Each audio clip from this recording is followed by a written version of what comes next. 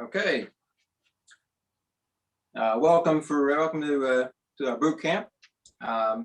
If you haven't already printed out my boot camp tips and tricks, it was emailed to you. You can do so at a later time.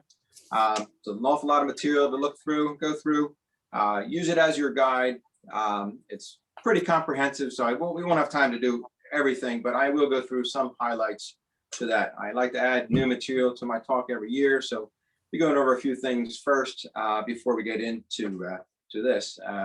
As Brian said, if you do have questions, I'm more than happy to answer questions. One of the things I like about the Rhodes Garden that I enjoy helping people with their problems in the garden. So feel free to type in any questions or contact me later if you want on my cell phone. Great way to get a hold of me. And again, I will answer questions as we can. It's what a year it's been. We've been cooped up, separated from our loved ones. A lot of us painted our houses. We re-landscaped. Some people started vegetable gardens for the very first time, and we're forced to do meetings like this by Zoom instead of in person. So it's been challenging to say the least. I hope that all of you are well. Last year was hard for gardeners in so many ways also. Supply was often an issue. A lot of the growers ran out of plants, even with so many more people wanting to garden.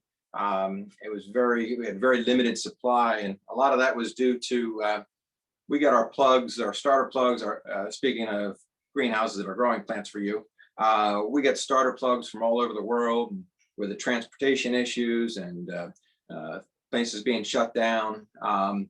It was a problem getting a lot of the starter plugs that we normally would have. So the supply of plants was really a problem. I would be, each week I'd be calling up my suppliers and begging for things. I'd email a list of maybe 500 plants that I wanted to get, and if I would be lucky if I got 100 of them. So I know it was challenging for you as gardeners, but it was also challenging for us as suppliers. Soil was also another big problem. We couldn't get potting soil or hardwood mulch and things. Problem in that case was not so much that there wasn't soil available, it was that there weren't any bags.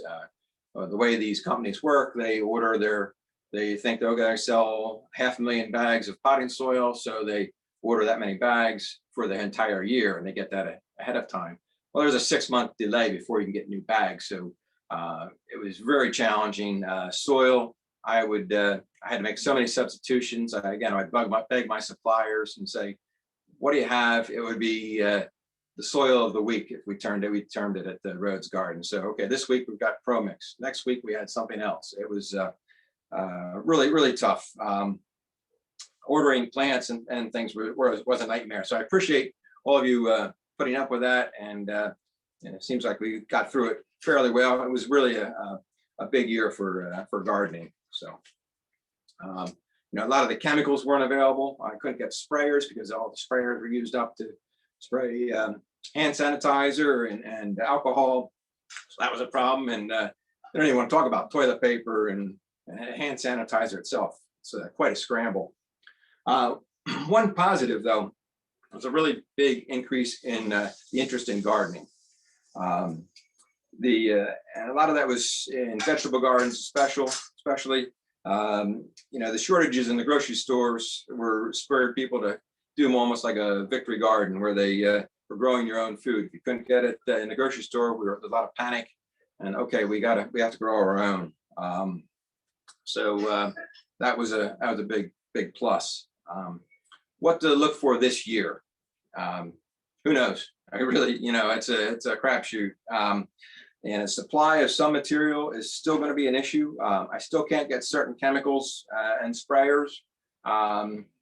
The soil suppliers have fixed their bag issues. Supposedly they've ordered sufficient bags for this year, they hope. But trucking issues are causing delays. Local growers that I've talked to that we get our starter plants from, they've increased their greenhouse production. So hopefully I'll have a good supply of plants. Just depends on how much demand has increased. Um, there was a big increase in, like I said, new gardeners, first-time gardeners, especially for vegetables. Question is, how successful were they or were you? And if they weren't successful, are they going to try again?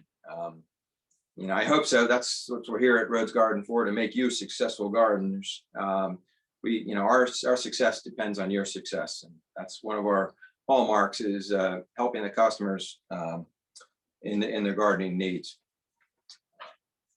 What makes a successful gardener? Number one, you have to know your environment. All plants need light, water, and soil. Before doing purchasing plants or doing a new planting, take some time to examine your property. Where do you get full sun? Will the shady side of my house get any light at all?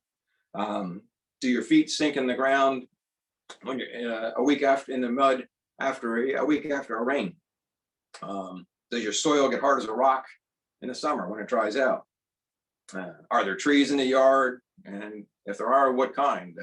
Maple trees have very high roots that will make root competition for your other plants very difficult.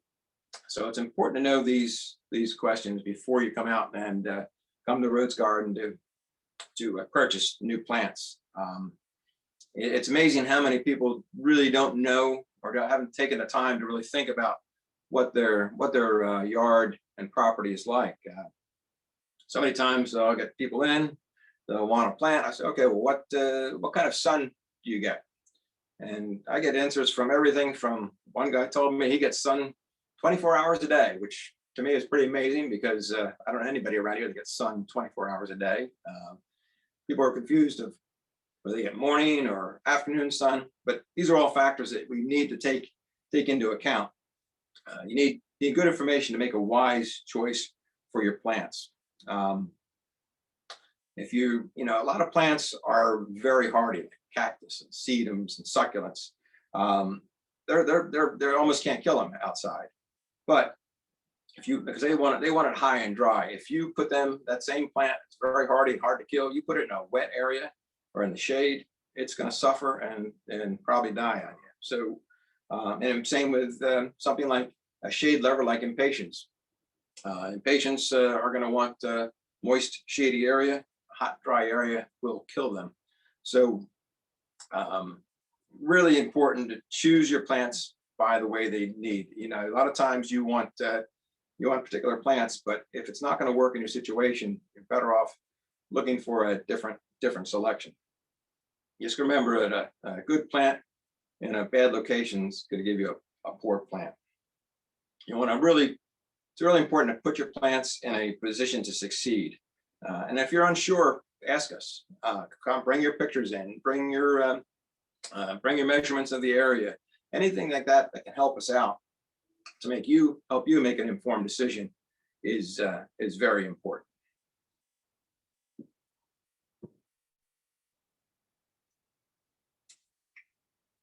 Impatiens, by the way, I mentioned impatiens in passing about being shade tolerant.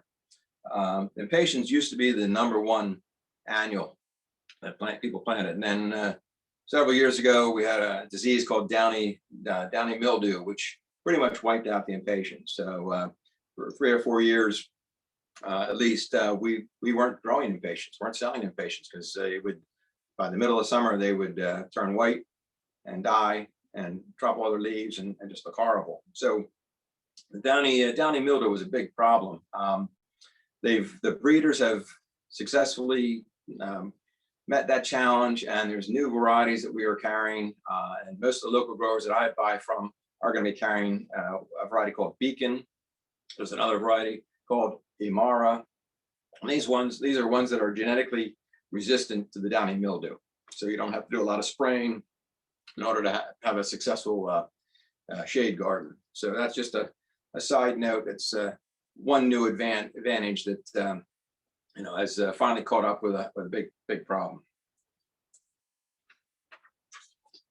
And when I say bring in your pictures for your landscaping, you also, anytime you have problems with your the health of your plant. You've got a hole in the leaves, or you've got some sort of white growth on the stem or something like that.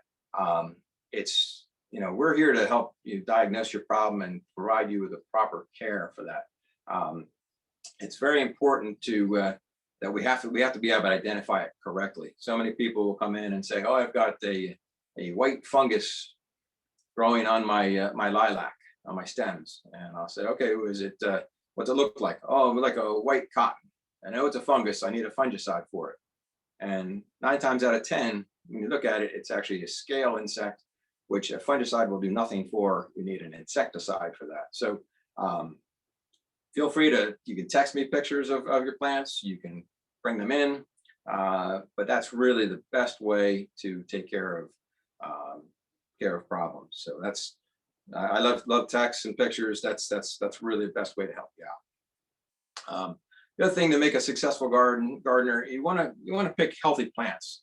When you're selecting plants, you want to look for healthy green leaves. If possible, you can turn it upside down, take it out of the pot, and take a look at the roots. Your roots should be nice and light in color. Should have a fair amount of roots circling the pot. A vigorous, healthy plant's going to perform better. And when you're picking out plants, you don't have to keep in mind, like annuals that you're picking out. They really don't have to be in flower. A lot of times it's better if they're not.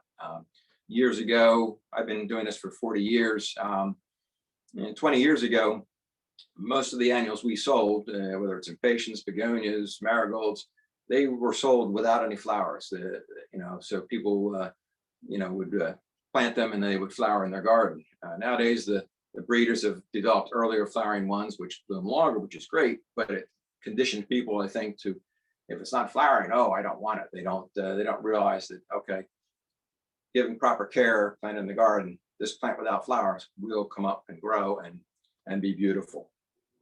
The other important thing you want to do to be a successful gardener is take the time to amend the soil. This is whether it's going to be new plantings or a new bed. It's important at that time to take care of your soil. We have pretty heavy clay around here, and it tends to hold a lot of moisture. It doesn't have as much, doesn't hold as many nutrients.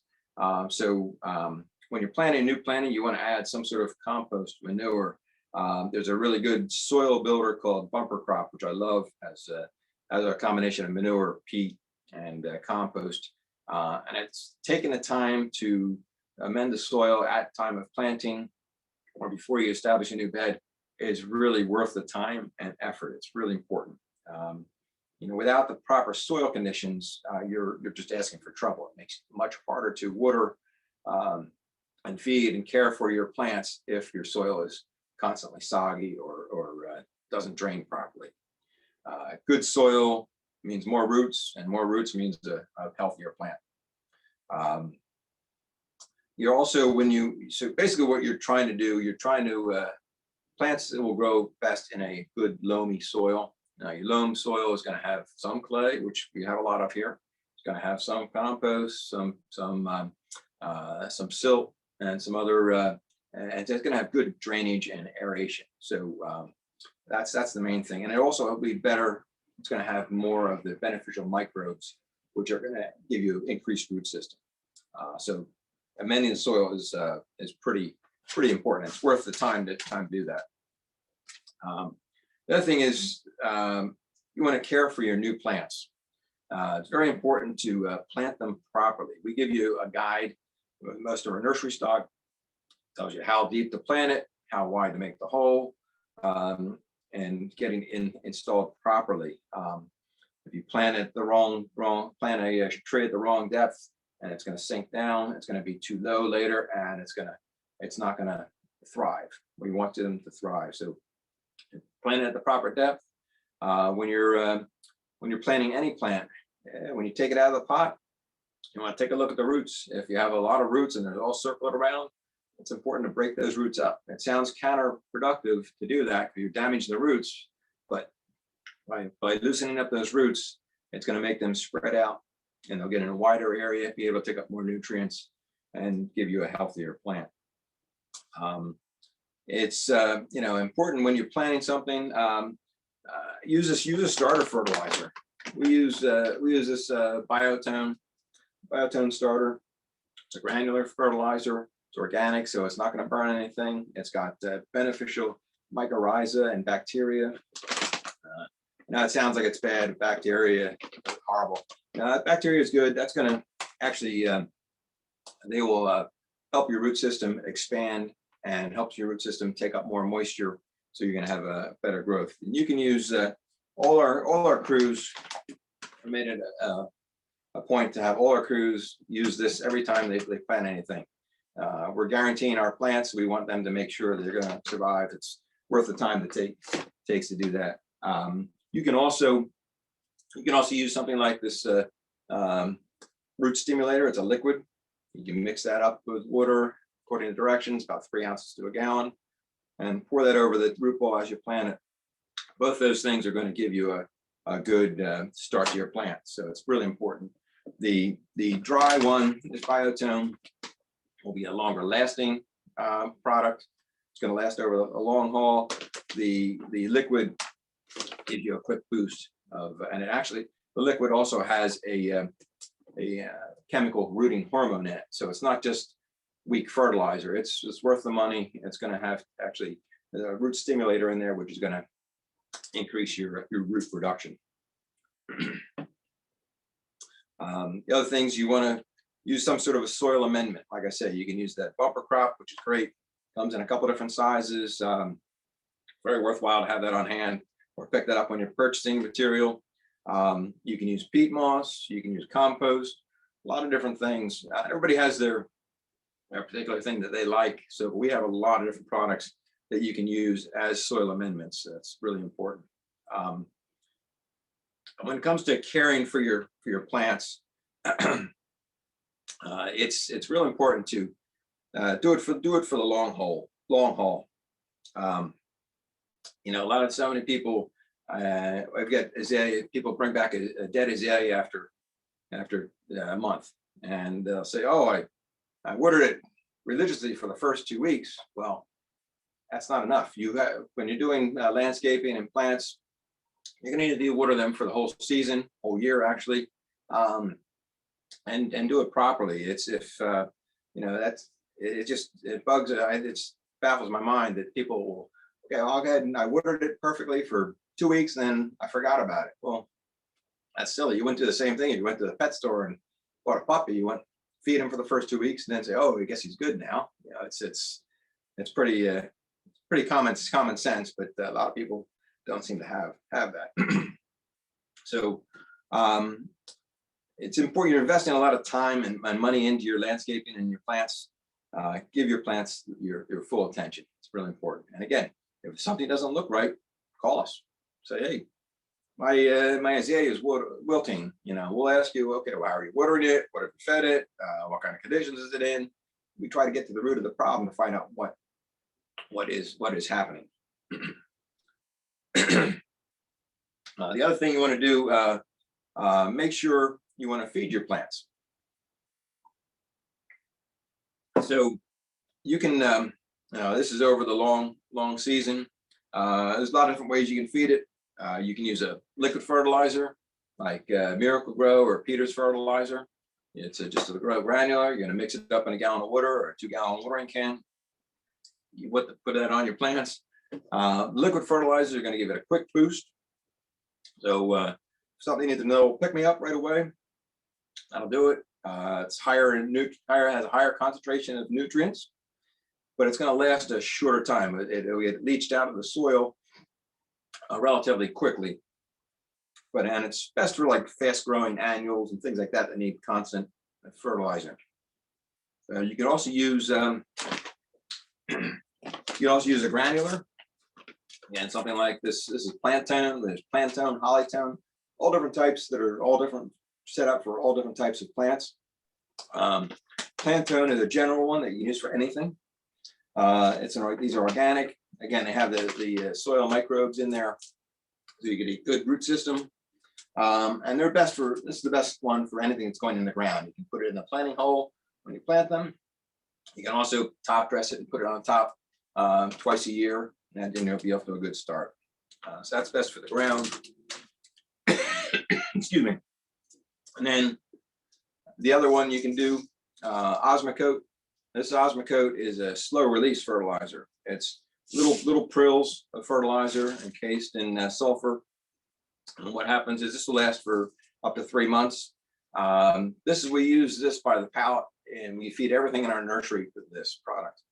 And the beauty of this is that every time you water, or it rains, or the soils gets moist, a little bit is released. So it's constantly feeding your plants. Excellent if you're doing any kind of hanging baskets outside, anything you're watering a lot, really important to use this. The reason for that is every time, if you have a hanging basket, you have a petunia hanging basket, you're probably going to have to water that, every other day in the middle of the summer. Well, each time you water it, you're leaching out nutrients. And so in a very short time, you can have a real hungry plant. So if you're using this, you're putting this as a top dress on top, every time you water it, you're feeding it. So it's a great thing to use there.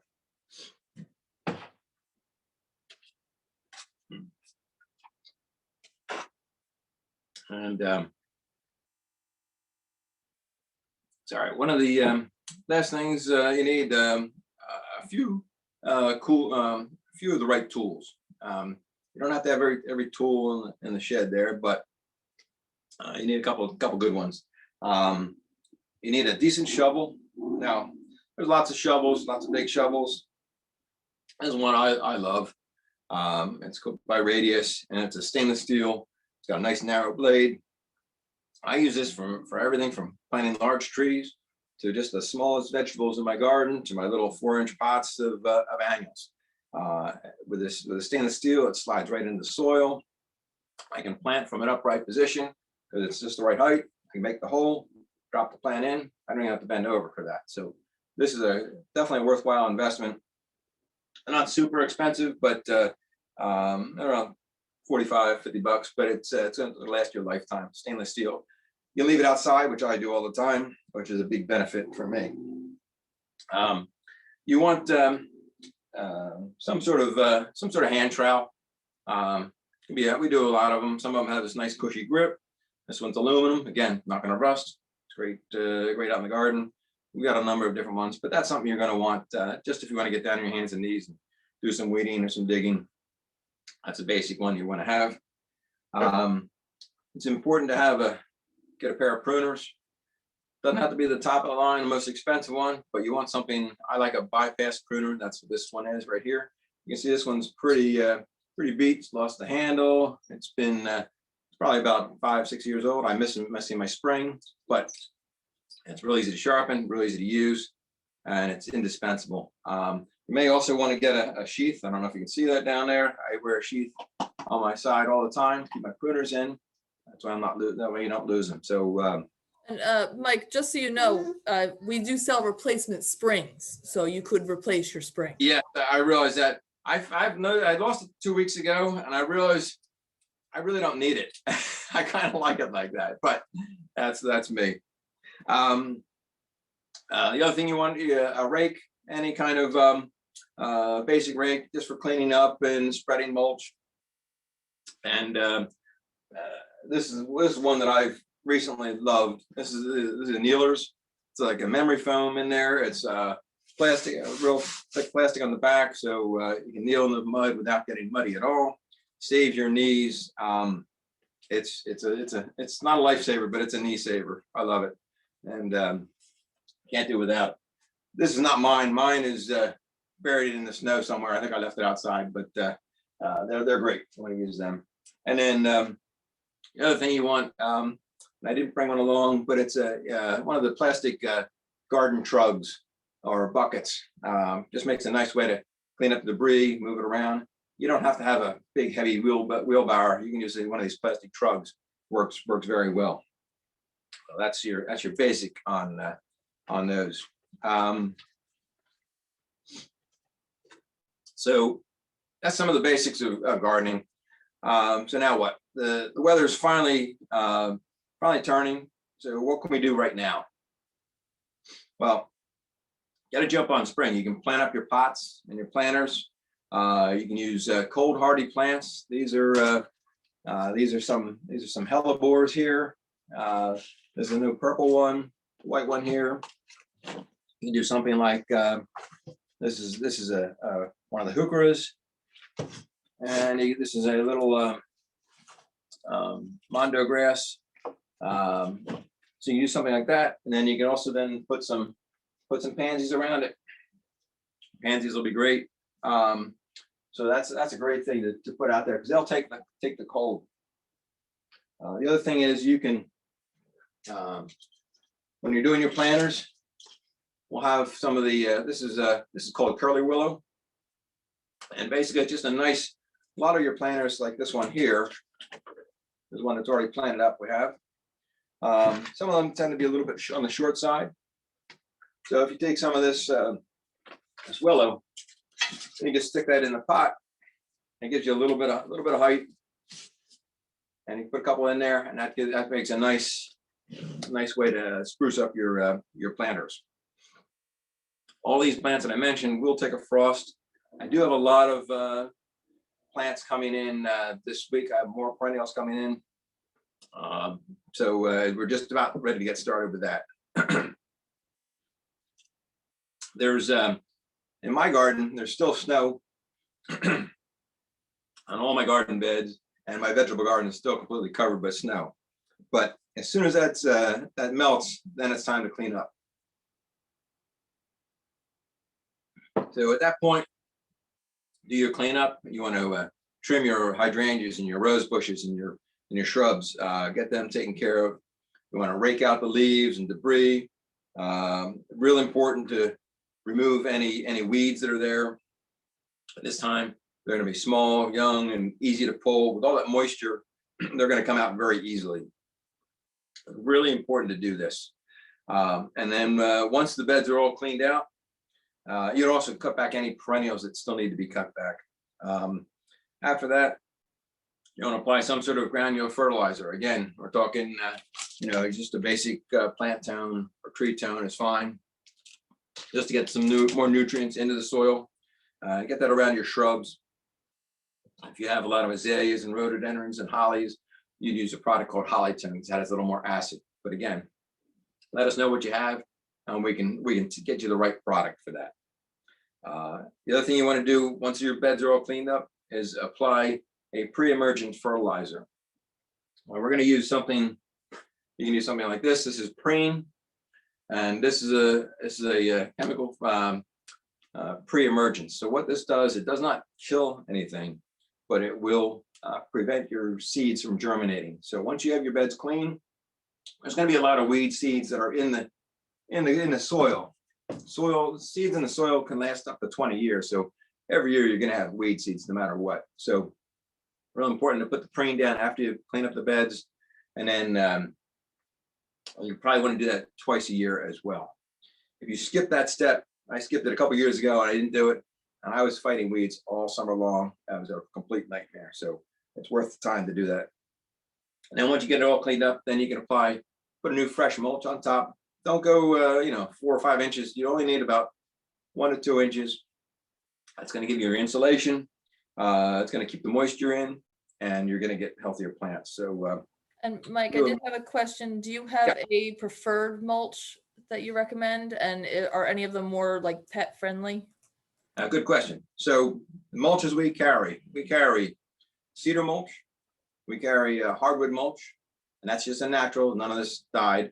And none of our mulches are made from ground up pallets like you get with a cheap mulch. You can buy cheap mulch.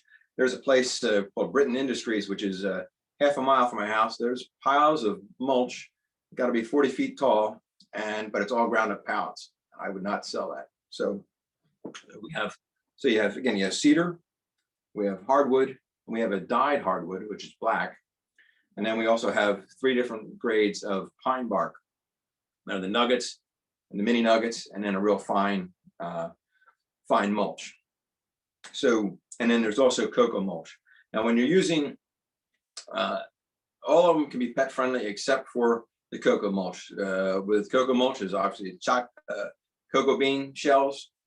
So with dogs, I don't think that'd be the one you'd want to use for there, because they're allergic to chocolate, so don't use that.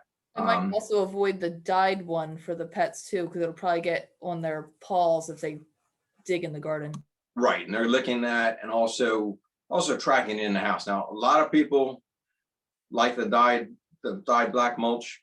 I refuse to sell you the red mulch because looks hideous. I'm sorry, that's my personal opinion, but I'm not going to buy it here. But the black dye is pretty persistent. When you spread the black dye, your hands are going to be pretty black.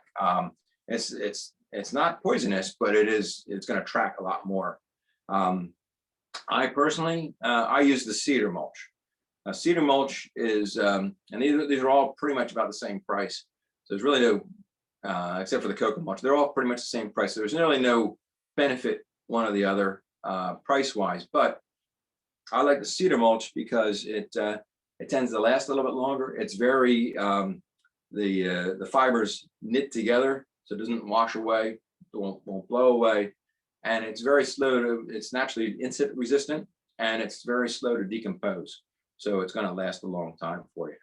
I'm pretty cheap, so I like my mulch to last a long time. All your mulches will eventually break down and add nutrients to the soil, but the cedar would be the slowest. So yeah, you can use any of those types of mulch. You're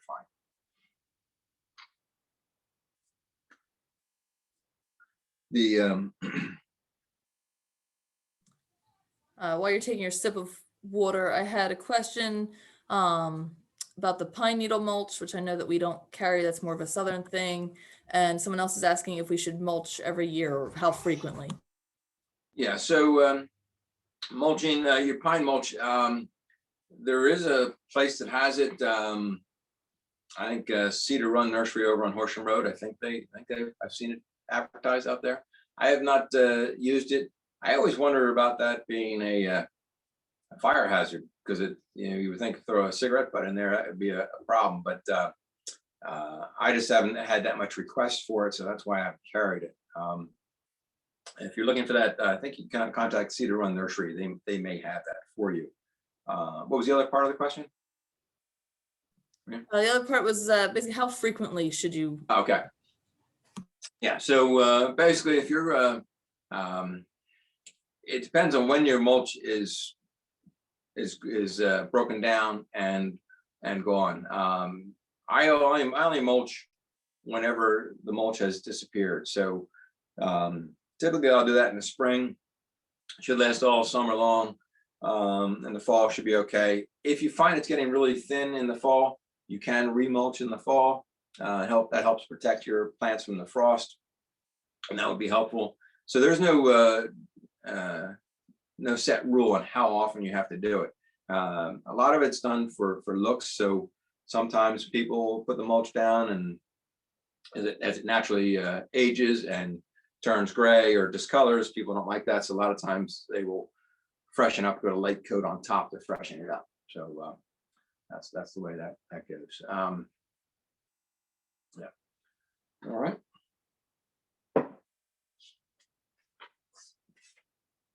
And it's important right now. Now's a good time. Again, once the snow's gone from your beds, it's time to put in your pansies. Again, we've got some beautiful pansies. This one here is called watercolors. It's one of my favorites. Just a beautiful little spring color. All different types of pansies. And the beauty about the pansies is that they will you can put them out in this weather. This weather is so changeable. Right now we're going to have 2 or 3 days of 60-degree plus weather, and then next week I look ahead. Okay, it's down in going to have snow, rain mix, and it's going to get cold again. Pansies are so hardy that they will basically, when it gets cold and even freezing temperatures, they will wilt down and they'll look shriveled, and they'll look like they're almost, they can't take it anymore. And as soon as the sun comes up, the soil warms up, they perk right back up. So really good plant for this time of year. Now, a lot of the perennials will be cold hardy. We buy the perennials that are already hardened off. So by that, they're grown outside. They aren't on any heat or any cover, and so they're grown naturally for this time of year. And if not that, they've been grown in a greenhouse with no heat at all, so they're used to those cold nighttime temperatures. Want to talk one little thing about the snow as well. Sometimes as you going out, you go outside, now that the snow is finally dissipating.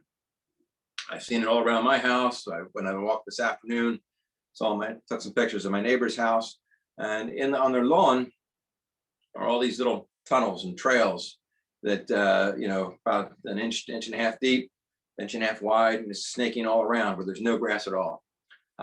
What's happened is the field mice have been doing their job underneath the snow. When you have snow like we had this year, where it's snow covered for months, 6 weeks, what happens is that it's nice and warm underneath the snow. The mice love it. The cats and foxes and hawks and owls aren't can't get to the mice, so they love it. So they're tunneling around in this grass. They're feeding on the grass. They're also using that for their nesting.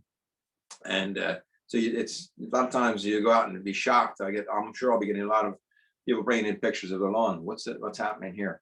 Don't panic. It's probably this field mice. You can correct that by just taking a little bag of get some bags of topsoil, a little topsoil in those runways. They're only about an inch or so deep. It's not a mole, not some nasty animal. It's just a field mouse that's doing it. And then reseed it, and that'll take care of it. It does indicate you have field mice around, and they will once the snow is gone, then they're going to go back into your garden areas and your flower beds where they can have protection from predators, of course. And that's where the problem is, because they're going to be eating they'll eat your hosta roots, your perennial roots. I've seen them eat the bark around trees, young trees. So that's going to be the problem. So if you do have a lot of those trails in your lawn, it'll be time to set up some traps or some poison or something to eliminate those mice. The simplest way for me is to just use some regular traps, and then you can just, if you're going to do that, you set your traps up in your flower beds in the mulch area. You may find some holes where they've been digging through there. Set traps there. You want to put them underneath an old pot or something like that, so that they can dig underneath there and get to it. But birds and other animals won't be tempted to go in there and get caught by the traps. And then you can just get rid of the mice, reset them, and put them back in there, and you can take care of it. Some people use poison. I'm not a big fan of that. I just, I don't want to poison the mice, and then if they get eaten by something else, then that causes a problem for the cats or other predators that are eating them. So, How do you tell? Yeah. What's that? Sorry, I muted myself. How do you tell if it's the difference between like voles or mice, and do you treat them the same way? Is it different? Well, there's voles, mice, and moles. So moles, a lot of people think, oh, I've got moles. Moles are completely underground. They're feeding on the roots. They're not feeding on the leaves. So when these leaves are gone, that's definitely the field mice or voles. Moles aren't really that much of a problem around here, but for moles, you have to either set traps, or they do sell gopher gassers, which you can put in the tunnels. I don't know how effective they are. You can buy baited worms to poison them, but again, it's not really, very rarely really moles been a problem around here. It's the field mice that are doing the damage. There's a lot of confusion with that, but it's probably field mice. But are voles and field mice the same, or are they different? Yeah, basically, there's all kinds of mice out there. There are house mice. There's wood mice. Mice will have a longer tail. Your voles are going to have its little stockier rodent with a shorter tail. Both do the same sort of damage. Both can could come into your house if if they can squeeze in, they can squeeze in pretty tight spaces. But so you want to try to eliminate them as best you can outside. Again, traps under protection to me is the best way. A little bit of peanut butter work great for that. And how about those like for non-poison? Like I know we do the Molmax if you want something that's gonna be more of a Yeah, non-poison deterrent. yeah, And how about those like ultrasonic? Do any of those ultrasonic deterrents work? I find it hard to believe that the ultrasonics work. I think I don't think it's going to work. I think if anything, they may just move slightly over and come back later. I don't think that's going to be a problem. I don't think that's going to be beneficial. There are some repellents that you can put in your car engines, for example, that in your garage that made of mint that they hate. Well, I don't know how effective that's going to be. The one for in your lawn or for your vegetable gardens or your flower gardens that Brandon was mentioning is called Molmax. And what that is, it's corn granular, which is treated with castor oil. And you spread that out in the garden, and then they really don't like that, so it's going to chase them away. The only thing is with that, it's important, you're trying to chase them away, you're not killing them. You probably send them over to your neighbors, but the important thing is when you're applying something like that, you want to apply it, say, around your house first in a 10-foot band, say, and then later, then that's going to chase them out further, and then you may want to extend that band and go further. If you just spread it over your entire property, it's just going to confuse the heck out of them. They're just going to suffer with it, and you're not going to get rid of them. So you want to try to force them to exit your property. The other thing we can start doing now is getting your veggie garden ready. You can, if the ground's not too wet, you can work the soil. If you have garden beds, you can turn it over and add some compost, add some manure. I add fertilizer and manure to my vegetable garden beds every year. Add a little bit of lime. You want to, it's time for, we're just getting in our cold vegetable starters, cold veggies, like this lettuce. This is a beautiful mustard, really nice. Adds a lot of color to your salads, a little bit of spice as well. Those are great.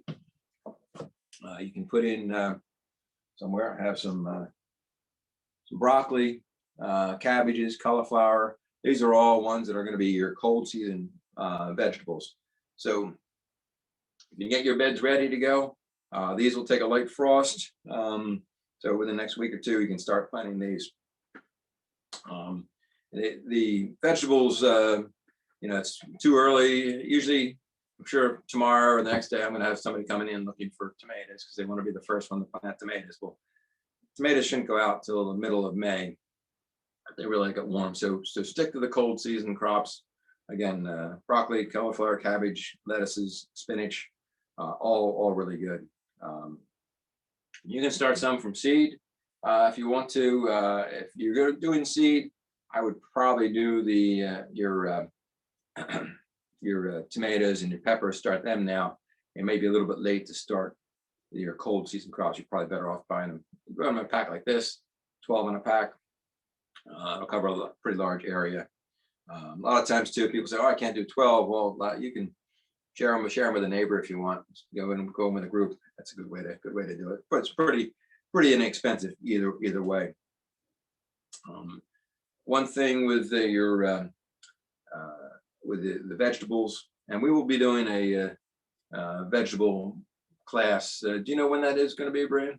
I don't have the exact date, but I know it's sometime in April. I think it's somewhere in the end of April. Okay, so if you're interested, we can. You'll see notifications about that. We're doing a whole vegetable talk. But just a couple of things about your cold vegetables. I love them. They do really well. Broccoli is one of my favorite. I do the lettuces. They're great. Basically, you a couple things you don't have to. I'm not a big chemical person. So a couple things you might want to do. You might want to put some Sluggo down, especially in your lettuce and spinach beds.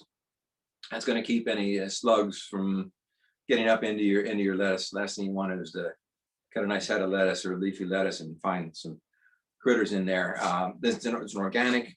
And it's iron phosphate. The slugs eat it, can't digest it, and that takes care of them.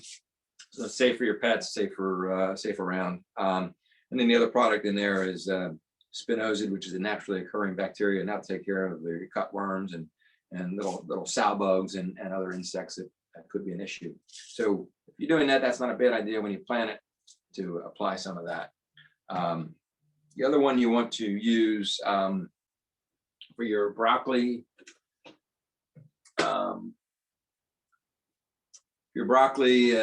I do that every year, and I spray them with this. It's called BT, Bacillus thuringiensis. So it's another bacteria. Very safe. You can spray it underneath the foliage of your broccoli. And your broccoli plants will get quite large, and they're going to get huge. But we don't want you see little white butterflies flying around. They look so cute. Well, they're the cabbage moths or cabbage butterflies. They're laying eggs underneath the leaves. You can end up with holes in the leaves, and then eventually the little green caterpillars will end up in your broccoli stems. So you want to try to eliminate them. So this is a great thing to use. Again, it's organic. Don't have to worry about it. Just rinse your vegetables before you eat them. But a good way, a very effective method to kill them without using a strong chemical. And then the other thing you can use sometimes when in any of your gardening, you can use this is Monterey Garden Insect Spray. Again, another organic. I definitely prefer organics for the garden. And basically, this one is a mixture of it's basically soap. It's a super soap, and it also has, again, that spinosad, which is that bacteria which affects chewing insects. So it'll suffocate them with the soap, and then anything that doesn't suffocate, it will, when they eat it, they will perish. So that's a great organic to use in your vegetable garden. So yeah, start thinking about your vegetable gardens. You can also Sorry, Mike, one more. How about a weed killer for the garden? I know my vegetable garden gets pretty weedy. Yeah, so you can do a couple different things weed wise for your garden. Again, I'm against they do make some that you can use in the garden. I would not. The only ones I would use would be a product called corn gluten, and that's used. It's basically just ground up corn that they found that prevents seed germination. So you can make it. It comes in a canister. You can get a canister like this. It'll have a blue cap or purple cap instead, and it says organic, and it's corn gluten. Again, you're just going to spread that on there. The other thing you can do to keep the weeds down. You can't use that one if you're going to be planting things like your peas and beans and things like that. Correct. That goes from germinating also. Correct. It will affect everything. But once you're planted, you can go ahead and put that down. If you're starting your stuff from seeds, start carrots or something of that sort, you're going to have to avoid putting that down. Now you can use other things to keep your weeds down. You can use I use grass clippings. I got to get rid of them. I use grass clippings. You could use newspaper out there if you want to use something organic that will help. Some people use cardboard, cut up cardboard and put it on there. You could use a wood mulch, but typically that's kind of frowned on. That's going to take away some of the nitrogen in the soil. So, but the newspaper, cardboard, or grass clippings work very well, and they will all add to the soil eventually. One of the other things you can do now, plant-wise, got some strawberries. Got about 7 different varieties of strawberries. They're great. I know, Brian, you had great success with your strawberry patch last year. All 4 of your kids were loving it, and it's great. Nothing better than going out and having the kids go out there and the joy on their faces when they're picking that fresh strawberry. You can do these in hanging baskets as well. But there's flowers flowering up now. There's already a little strawberry starting there. So that's a great project. Again, in pots or in the ground, that's a great one to do. And they're pretty cold tolerant, so they could go out now. If you're starting your seeds indoors, the strawberries in the garden are a perennial also, so it's something that will come back every year for you, which is nice. Yes, they're a little more expensive than your typical vegetable. They're not that expensive, but it's something that's going to come back. They will not only come back each year, they will expand and they'll send out new runners, and they can take over your garden. So you may want to thin some out and spread them out and spread the wealth to your neighbors if you so desire, if you like your neighbors. So you can start seeds inside. Now's a good time to start your seeds. If you're starting seeds, you want to use get some sort of seed starter.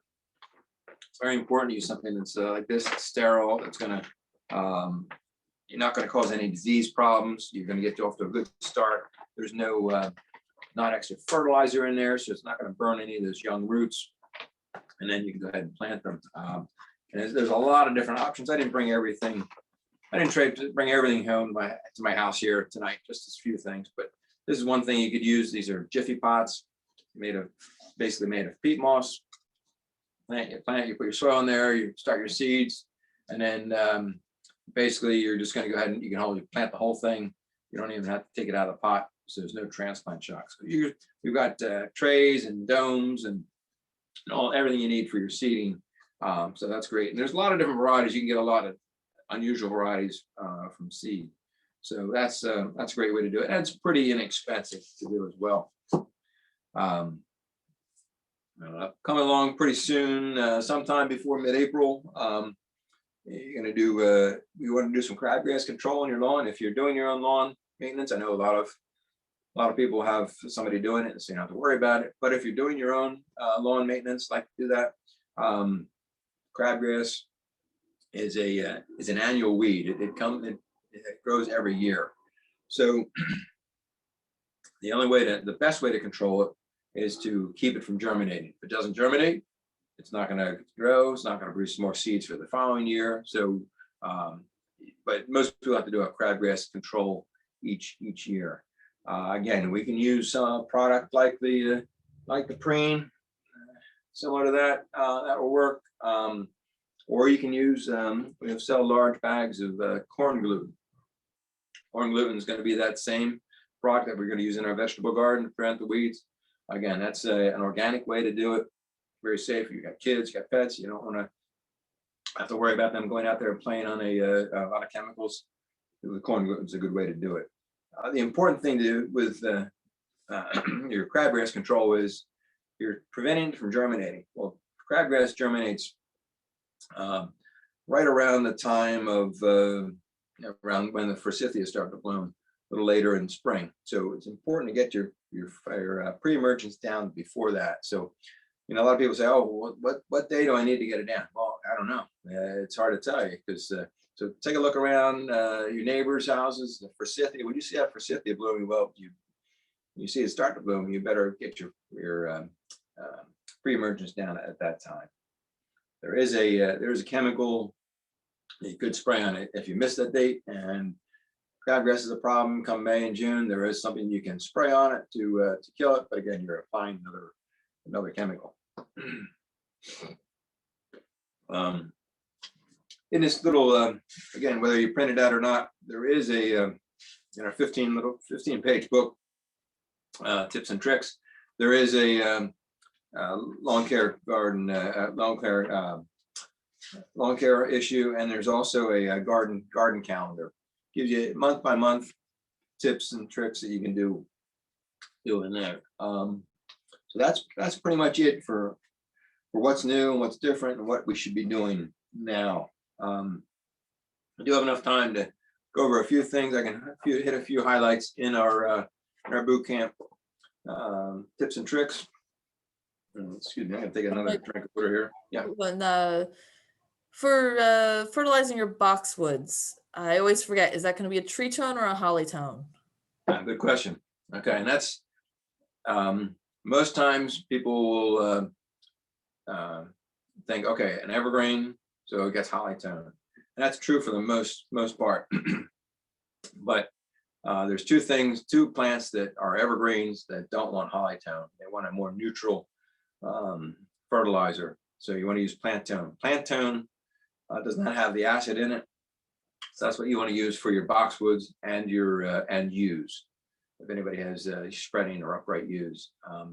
So that's really important. A lot of times with the boxwoods, you may want to add, sometimes even if you have issues, you may want to even add a little bit of lime. The soil in this area tends to be more on the acid side, so it's not a bad idea to lime occasionally. You can always do a soil test.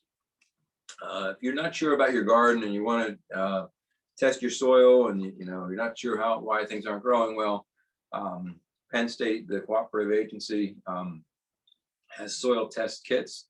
It's a little envelope in a bag. You take some soil from a couple of different places, put it in a bag, send it off to Penn State. They will analyze it. You tell them what you're growing, say blueberries and vegetables, and they'll tell you, they'll give you recommendations. Okay, you need 2 pounds of nitrogen. You need 3 pounds of lime per 100 square feet. So that's a good way to do that. So if you do get one of those test results back, come on in. We can help you out. Try to fix you up and get you back in the right place. Excuse me 1 second. I got to get some more water.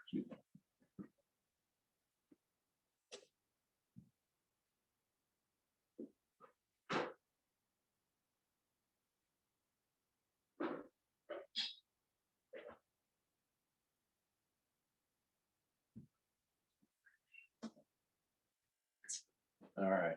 I guess hydration for your plants is important. Hydration for your speaker is important too. So again, going through our booklet here, a couple of different things. Roses are really popular. It can be a little more challenging, but it's worth it. Some of the newer varieties, there's ones called David Austin roses. These are old English roses that tend to be more fragrant. A lot of the roses these days are not having fragrance. They don't bloom enough, and they're just not really vigorous. So, but the David Austin roses are ones that you want to think about doing. Again, it's an English rose, more open flower, nice fragrance, and beautiful old-fashioned look. We use a lot of the David Austin types in our wedding work in our flower shop as well. So roses have a lot of different problems. You see holes in the leaves. I'm pretty sure it's going to be a sawfly larva. It looks like a little caterpillar underneath the leaf, but they'll get it every year. So I'm not a big fan of chemicals, but the roses are one thing you probably do want to have a spray program. You can use something organic, like this Monterey Garden Insect Spray. That's a good one. But it's important and for roses, it's important to spray up underneath the foliage as well as on top, because a lot of your insects are hiding. And when you're spraying anything for insects, make sure you're spraying underneath the foliage, because many of them are hiding underneath there for protection from the rain, from the elements, and from pests, from other predators.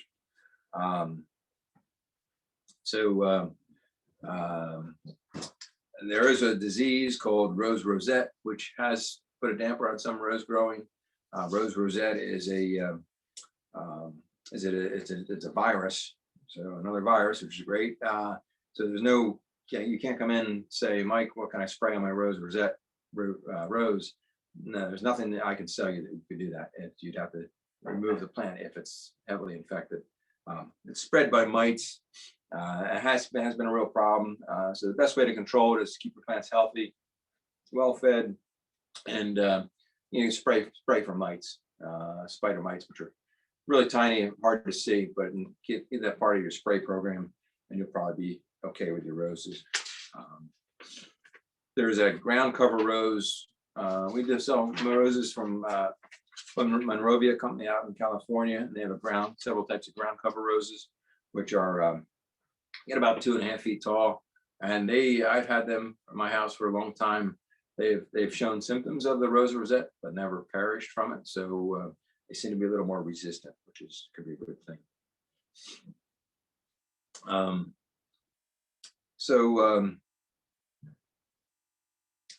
Other thing, spotted lanternfly. I don't know, probably people have a lot of questions about that. We covered it pretty much in depth last year. They can be a real problem. It's funny though, you're seeing them shift where certain areas where they're really heavily infested and had a real problem other years. Now they're seem to be moving eastward, more towards Philadelphia, and areas that didn't have them other years are experiencing them now. It's control for them. In my house, I'm up in Satterton. I did have some still on my my maples to a certain extent. I've used the tape around my excuse me, around my oak tree, and I brought samples of that and had them just on display at Rhodes Garden, and there were thousands of the nymphs on there that I had caught. If you're using the tapes, we will sell the tape, but it's really important to get some chicken wire and wrap it around your the tape so that birds and other animals are not going to be caught in that. That's the last thing you want to do is find some feathers on this tape, or have a full bird on there. So it's really important. If you're going to use the tape, it's very effective, but it's important to band it with some chicken wire. I'm looking into finding some sort of setup where I could have some of that available, chicken wire in a thin strip available for wrapping around. I have not finalized that yet, but I'm working on doing something like that to make it easy for everybody. Again, the lanternflies, they are in August when they're fully mature. You're going to have them in the trees above your furniture and stuff. You end up with this sooty mold, this sap coming down, and the black sooty mold discoloring your furniture and stuff. Makes a real mess. So if you can kill them before they get to that point, that's a great thing, and that tape will work. I find them on my blueberries, and a lot of my perennials this past year had pretty significant numbers of the nymphs, the young ones. And again, when do the nymphs start hatching? That's soon, right? Or is it? No, they'll be closer more into May. Right? More into May. And if you can find some of the egg cases on some of your trees, it's a good idea to use some rubbing alcohol and scrape them off and get rid of them. That's great, because each one of those egg cases can have 30 to 50 eggs in there. So any we can eliminate that way is great. But I think basically what's happening is the adults will lay their eggs, and a lot of times they're laying their eggs higher in the tree, so it's tough to get to. So anything that are close on the ground you can get to, that's great. What happens is they lay their eggs up higher. When they hatch, the nymphs seem to drop to the ground, search out other areas. They end up on my perennials a lot. And then they'll climb back up under the tree. So that's why the tape is effective. It's they're dropping down and then they have to climb back up. So this spray works pretty much instantly. I have it on my some of my Rudbeckias. They tend to like some of the echinaceas, some of the other perennials seem to like. They like my blueberries, but a very effective way to kill them and take care of them. But let's see how it goes. Now there are other treatments you can use. Street treatments tend to be very expensive. A lot of the chemicals we're not legally able to sell. But there are some that you can use as a tree and shrub drench that you could use. So there are different ones you can use. You can talk to us if you have any issues about that.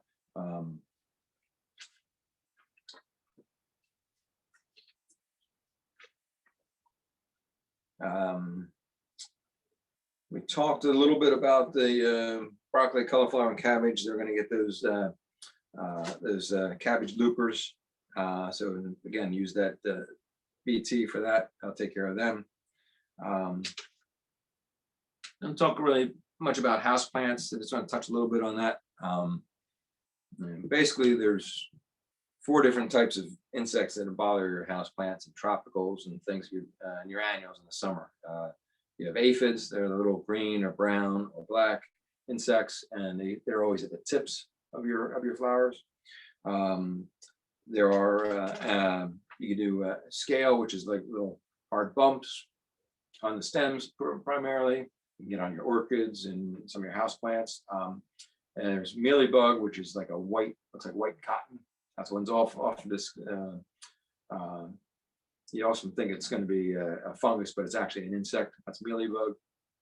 And then you get spider mites, which are really tiny. You really don't see them until they develop in large numbers, and you find little tiny webbing in the corners of some of your leaves and stuff, branches. So those are the main things. You can use an oil spray. Again, I like something that's not going to be toxic to a number of things. It's an oil spray, works great. One thing, I just completely off topic. Speaking of insects, I was out in our nursery today, and we're emptying some of our greenhouses, some of the things we've overwintered, and we had a lot of heather. And heather is a great plant because it's a low ground cover, but they're almost in full bloom at this point because they bloom early in the year. And it was amazing the amount of honeybees that were all gathering around these and getting nectar from these heather, because it's the only thing that's blooming outside right now. So it was great to see that happening. That's one of the other reasons why we want to be careful with the chemicals, because it's very detrimental to our honeybee population. And Mike, along with the bees and pollinators, are there any, I know we have a list at the store about some pollinator plants, but are there any that you would specifically recommend that are extra good, and especially possibly anything for the shade? Shade is a hard thing for your pollinators. Most of your plants that are going to be good for pollinators are in the sun. Now, whether that's because your insects prefer to be in the sun to stay warm and dry, I'm not sure, but the great majority of them are sun loving. Yeah, there's butterfly weed is a great one. That's probably the number one. It's called Asclepias. It's a number of different varieties. Very hardy. You will find when you grow them, you will definitely get aphids on them. Aphids will be all along the stems. It doesn't really seem to really damage them, and you don't want to spray them because you don't want the butterflies will feed on the foliage, so we don't want to spray any chemicals on those. So Asclepias is the number one. Yeah, we have a whole list of different ones, but that's probably the best one. We can help you out, showing you a whole different. For the shade, don't they the heuchera, the coral bells, they go after those flowers, right? Isn't that they may. I mean, they're such small flowers. These are this is the heuchera here, and you can see them just starting. The flowers are just starting to come out. I don't know whether that's how. Maybe in your experience, you might have found more on there. I don't know. In the shrubs, the Pieris japonica. Again, we're talking more for bees in this case. That's one that they really would like. It's a very fragrant flower. It's great plant in general. We just got some in today, as a matter of fact, an early shipment. But the bees will definitely like them as well.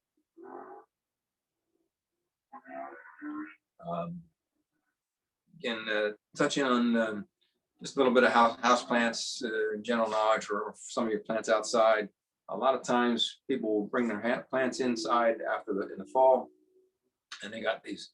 I got fruit flies in my house. Well, typically it's not fruit flies. It's an insect called fungus gnats. They look small, just like fruit flies. They're not really that damaging, but they are a nuisance. And the problem with them, a lot of times they'll indicate that you're keeping your soil too wet.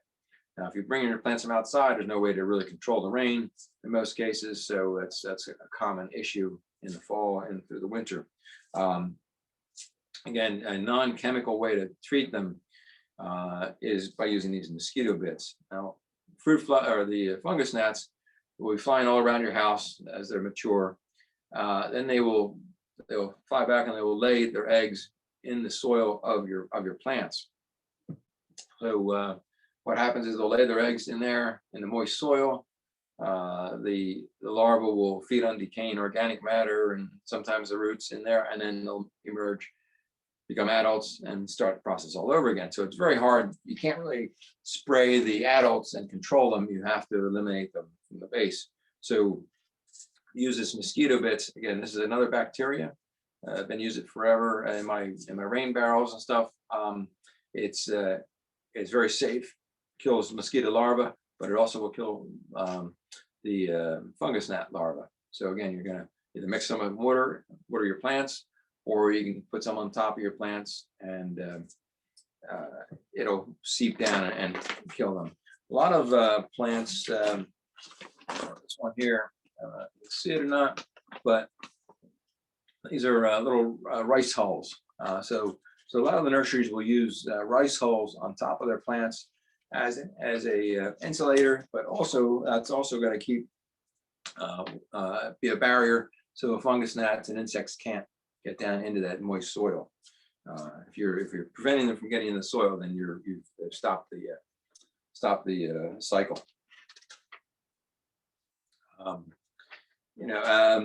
One other thing that's a real problem, deer can be a big problem.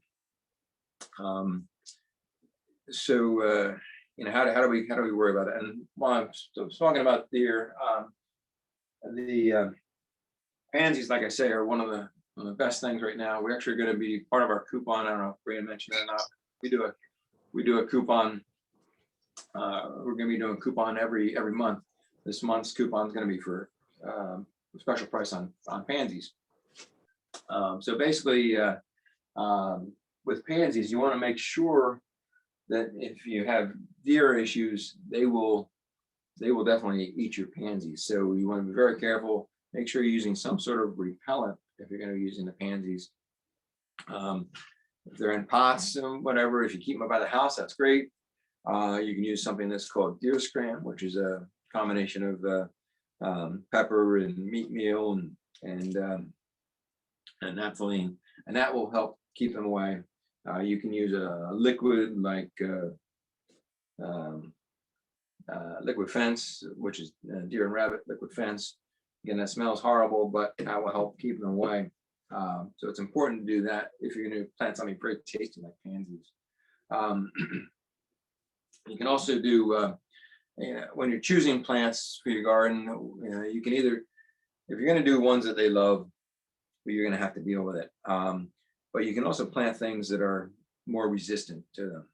Lavender and coneflower and nepeta, which is great, and the shrubs, skip laurels and pieris and juniper, all good things that they're not really going to be eating. The scents and the texture of these plants keep them away. So that's a great way. Unfortunately, deer have a very varied diet, and they'll eat most of what you're going to plant. So if you have issues, it's one of the things where I try to ask everybody when they're buying stuff, do you have deer issues? Because you want to make sure you're doing something to prevent the problem. The worst thing is, going out there in the morning and find all the stuff you just planted, it's all been eaten. Doesn't make for a very successful or a happy gardener. So there's you can do those. You can do fencing, deer netting, a lot of different types of things you can do.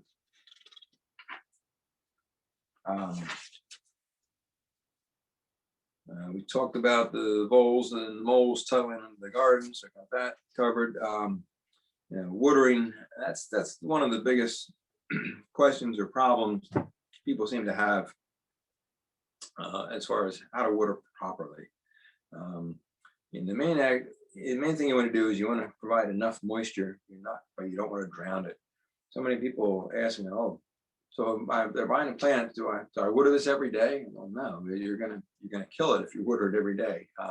Plants need to go through a cycle where they get moisture and then they dry out. You get moist and dry, moist and dry. What that does, it allows air to get in the soil, and it encourages the plants to expand and root and grow out. So, you want to look at what soil we have around here. We have clay soil, gonna hold a lot of water. It means not enough air in the soil, and your plants are gonna perish pretty quickly. So you want a good garden good garden loam. And so basically that's add some compost, add some soil amendments to make your soil better. And then the other thing, when you're watering, you got to figure out, well, what kind of plant is it? and something that's going to need water all the time, like hydrangeas, they're going to need water, much more water than a pine tree or something, very small needles that it's not going to dry out very quickly. So check and see what kind of plant you have, and then that's the best thing for that. And Mike, one thing with like your flower garden, is it better to water, just water over top of the plants? Should you try to water under the plants? Because I know with, like, a lot of house plants, you want to water under, and you don't want to water on the leaves. What's the best for your flower garden? Yeah, get that a common question. People ask, "Oh, I see on the internet, I can't water in the middle of the day. It's gonna the droplets of water on the leaves will turn into a magnifying glass, and it's gonna burn my plants and put holes in my plants." No, that's bull. We water all the time. If a plant needs water, water it. It's much more important to do it that than worry about what time of day.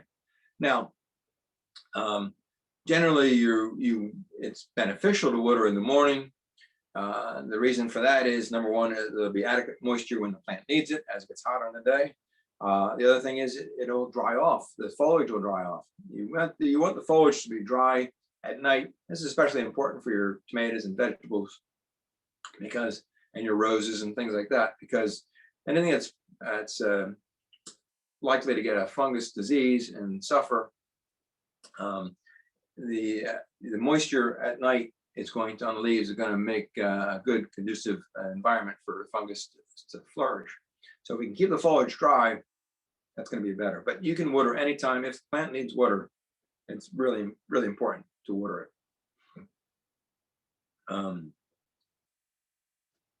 And the other thing, when you're trying to figure out whether plants need water, think of how well it's established. If it's been there for many years, probably not going to need water unless you really see it wilting down or suffering. And if it's a brand new plant, you're gonna have to water it every week, every 2 weeks, every other day. It really depends on the type of plant. So figure out what kind of plant, how long it's been in the ground, and I'll determine how much water it is. And if you're not sure, ask us. And the other thing is, when you're watering, it's really important to saturate the soil when you're watering. So many people will just they plant a new plant and it's in the ground, a foot and a half. They take out their hose. They have a little sprayer on, a nice little fine sprayer, and they mist over it once a day or something like that. Well, you're not getting water down. Think of it. You're not getting the water down where the roots are. The roots need the water, not the top. So it's important to get the water down to the bottom. I'd rather see you water once a week or once every 2 weeks thoroughly. And it's much better than every day with a little bit. It's very important to get it down to where the roots are. Excuse me.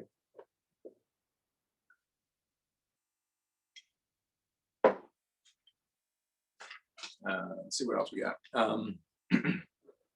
Talk a little bit about soil amendments. There's a number of different ones. So you can put peat moss. A lot of people are familiar with that. It's an old-fashioned one, still in good use. We sell a product called Organic Pine Find. It's a real fine pine bark mulch. I like that one. You can use it as a mulch. It's actually something that's used in most potting soils, most bagged potting soils. Just little fine little chips. And again, it adds aeration. Promotes good drainage both in the potting soil and in the ground. You can use cow manure. You can use mushroom soil. Mushroom soil is basically horse manure and straw mixed. You can use something like coop poop, which is chicken manure. Leaf compost, that's just good, well rotted leaves that have been broken down. Lobster compost is one that's going to add extra calcium and chitin, and it's going to help prevent some insects as well. It's great for your tomatoes. And then bumper crop, which is really my favorite, which is again has manure, it's peat, compost, lots of beneficial microbes. Really going to get your plants off to a good start. So really important to amend your soil, especially when planting. But in your vegetable gardens, you really want to use it each year as you're planting new stuff. It's going to the more you work your soil each year, the better and easier your garden's going to be to grow. This time of year, you may want to do some pruning as well. Basically, as I said, your hydrangeas and roses and perennials you want to prune.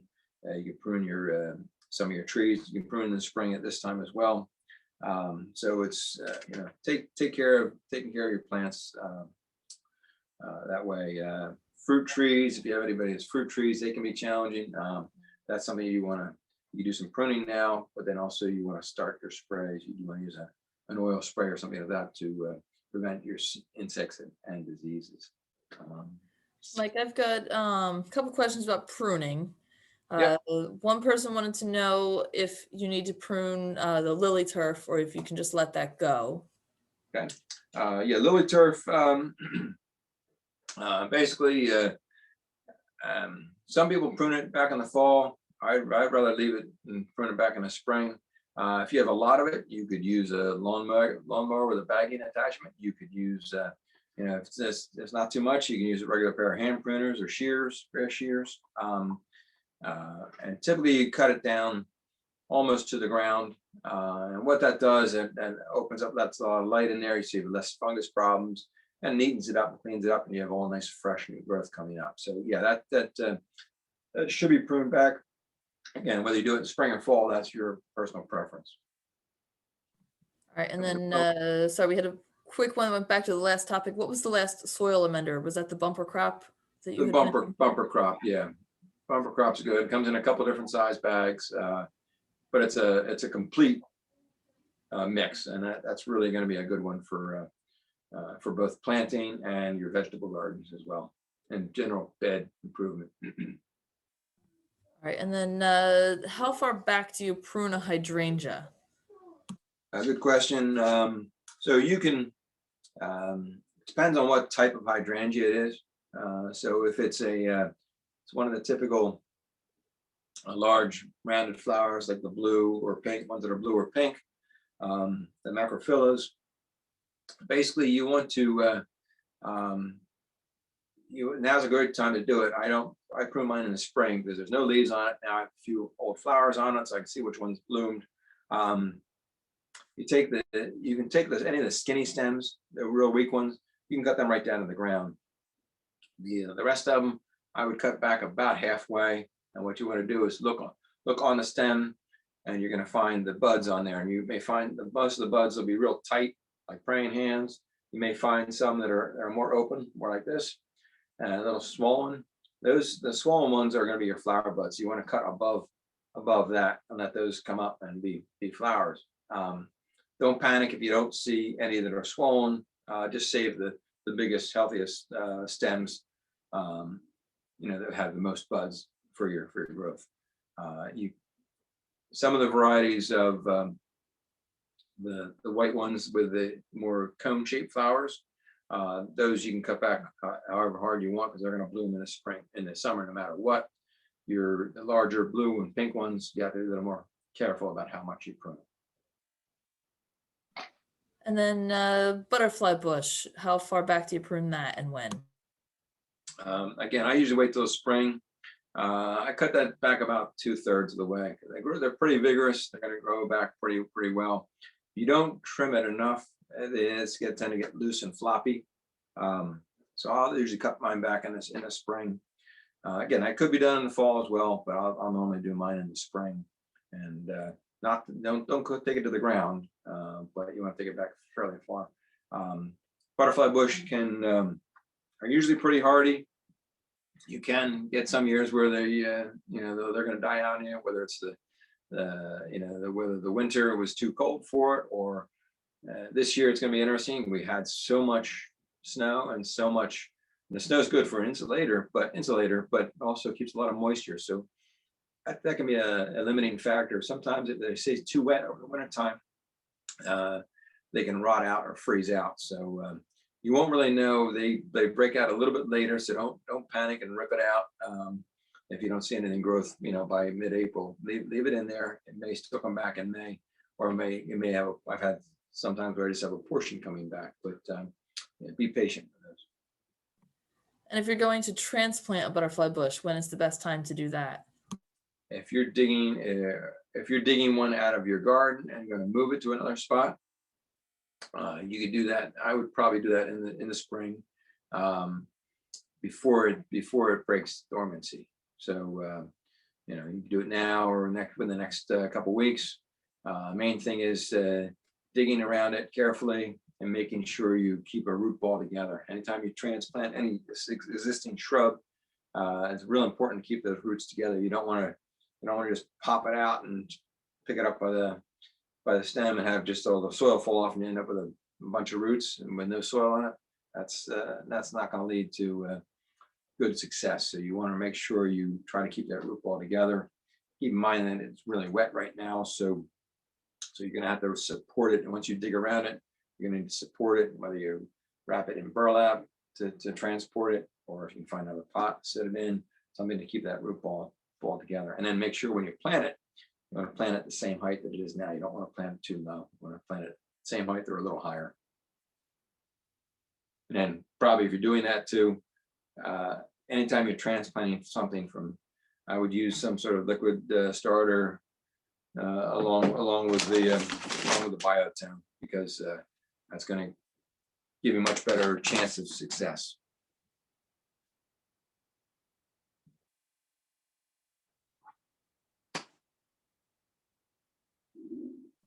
That was the only pruning questions I had, so you can go ahead and continue on with wherever you're going.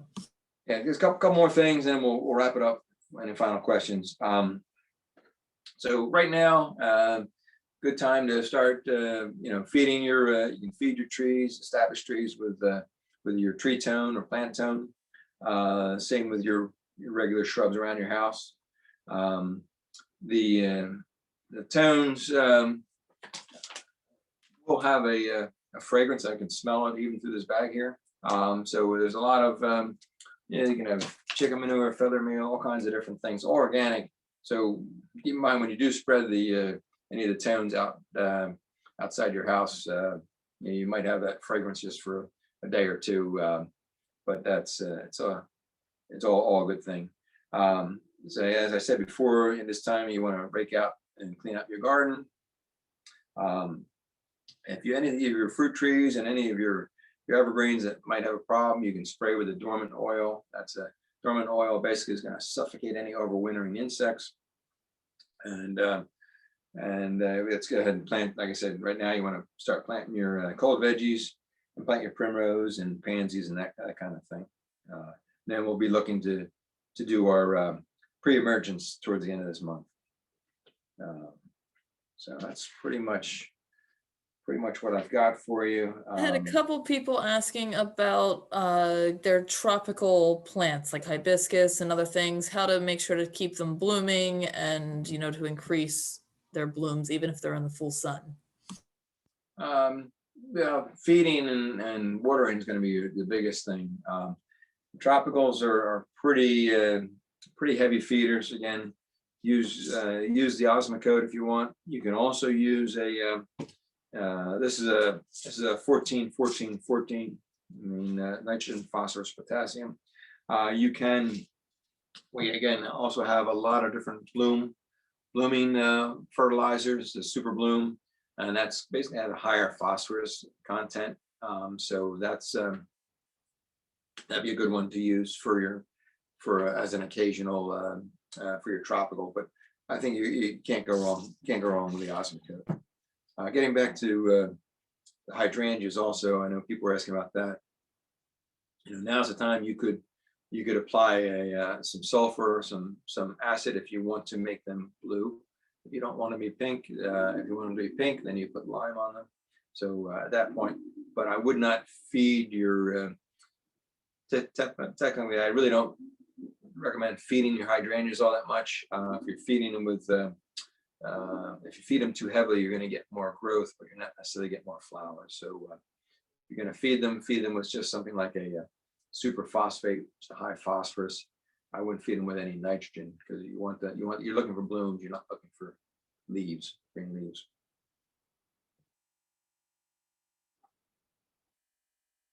You got anything else?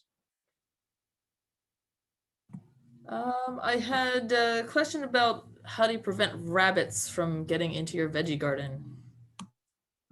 Fencing is the only way to do it, unfortunately.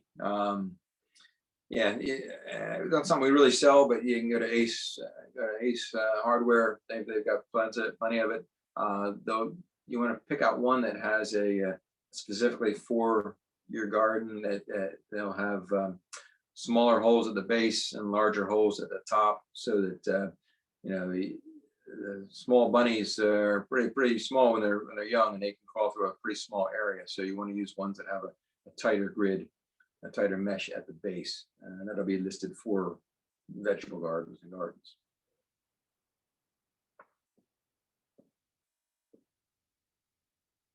Another question about not a specific type, just as that the township, I guess, came through and trimmed up some of the evergreens, and I guess she's looking to refeed it. Yeah, so sometimes they'll do a good job, sometimes not. Some do, some don't, as some people say. Yeah, you can use for most of your evergreens, you're going to use something like a Hollytone product. That'll help stimulate some new growth. A lot of times when they trim them up, there's you're going to bear on one side. You're going to need some patience, because it's going to take a while. Those dormant buds, trees have a lot of buds along the stems, and they have dormant buds that are there to regrow new growth once if the outside is cut off. But the further back it's been cut, the harder it is to force those buds out, or those buds might no longer be viable. So patience would be the key on that. You have to wait and see how it performs. But yeah, the Hollytone was probably the easiest thing to put on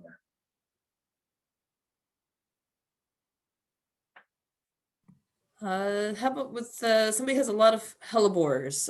How can she divide them? What's the best way to do that, and when and how? You're lucky. Hellebores are great. Hellebores are one of the best plants. We have so many deer in this area, and hellebores are great. The foliage is just so nice. There's a nice hellebore here, and they come in blooming early in the year, and yeah, they'll form a nice clump. You can divide them spring or fall. You do either one. Again, sharp spade, dig in around and divide the clump, move it, and your hellebores, prefer the shade, and it's the great thing. It's so many great attributes, because it takes the shade. Deer don't eat it, and it's very hardy, and it's early blooming, so it's got a lot, and it's got good foliage. It's an awesome thing. But yeah, just take a sharp spade, divide it up.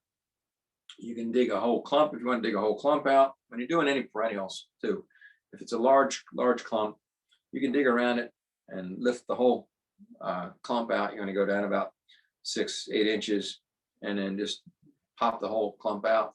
And then you can just take your sharp spade and just cut it into however many sections you think you can get out of it. You don't want to just have a single leaf. You want to have a decent sized clumps when you're transplanting. But that'll instill vigor back into any of your perennials. So a lot of your rudbeckias and other probably hostas and things that grow, and if they've been there for a number of years, they tend to lose their vigor, because the centers become so dense. They're really not producing anything. So by taking them out and dividing them up, giving them to your neighbors, or putting them in other parts of your yard, you're going to increase the beauty of your plants. Are going to be a lot more vigorous and healthier. How about someone specifically was asking about starting sunflowers from seed versus plants? Like what's the best way to do for a lot of different flowering things? I'd probably do sunflowers. I would probably do seeds. They'll germinate very well. I've got some that come up in my vegetable garden every year. I never planted any there in the first place. So yeah, they'll seed pretty well. When you're doing plants, we sell the plants, but again, it's the kind of thing where it's better if you buy one that doesn't have flowers on it yet. And a lot of times we can't get the plants that are showing flowers. So I would do that from seed. Give them plenty of space, and read the packet. You got those mammoth sunflowers; they can get 10 feet tall. So make sure you're giving them spot, and don't plant them someplace where they're going to shade the rest of your flowers. So put them to the back of a sunny wall, so they can get all the sun and not shade anything else out. And I think the last question I had was, are there any plants that would work well for both here and possibly down like at the shore? Like if you're getting some plants and bringing them down for your shore house? Yeah, I mean, down the shore, it's definitely more mild. So a lot of plants that work here will work down there, depending on where it's located down there. If you have it you're close to the beach or where there's any salt, that salt is a major detriment to the health of your plants. So you're right on the beach and you get a lot of salt spray, you may have more challenges. But hydrangeas work very well down there. The crepe myrtles are more successful down there than they are up here there, because it's just being near the ocean is a little more mild winter, and that's just a little bit makes all the difference. There's a plant called Vitex, which looks like a butterfly bush on steroids. That's a great one. See that more down in Jersey as well. Again, it will grow around here, but that's a real nice one for down there. But hydrangeas are beautiful down there.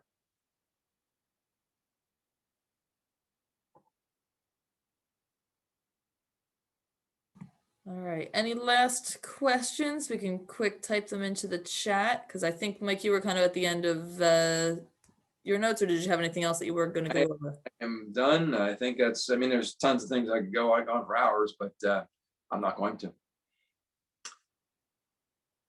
Oh, one more was for a new gardener, like what's, besides you and this tonight, what's the best place to, get knowledge about, starting up gardening? With caution, you can use the internet. A lot of times there's different blogs of gardeners that you can get into that people will relate their experiences, and that's a lot of times the best way. But use it take it with a grain of salt, because everybody's going to have a different opinion. My opinion is not always the perfect one either, but gardening is a lot of trial and error. A plant that may work in one area, 5 miles down the road may not work there at all, just because it's a different environment, different lighting, different conditions. So a lot of as a new gardener, you're gonna have to learn a lot just by experience. Try to gather whatever knowledge you can from yourself, friends. Ask your friends. Go to their houses and say, "Oh, I love that plant. What is that?" And a lot of times can I get some of it from you and share plants. So to be observant, look around, see what you like. You can drive around your neighborhood, or as you're going around, it's a good idea to. Everybody's got phones. Take a picture of some sort of planting you'd like, that say, "Oh, I'd like to recreate this in my house. How can I do it?" So having that information is probably the best way to do it. Again, when you go type in stuff on the internet, it's you can get a variety of different things that may or may not be accurate. But friends and family and people that have had experience is probably your best way to do it. And me, of course. And again, you should all have Mike's email address in the previous email that was sent for tonight. And in the coupon, I will make sure that I also add in his personal cell phone. Just don't call him at 3:00 in the morning. His wife tends to get a little angry if you call at that hour. So I will not respond favorably at that point. But that way you can call him directly instead of waiting for him to get to the phone at Rhodes. Or again, you can send him an email, and especially things with like pictures and things like that. Text picture, text it, easy, yeah.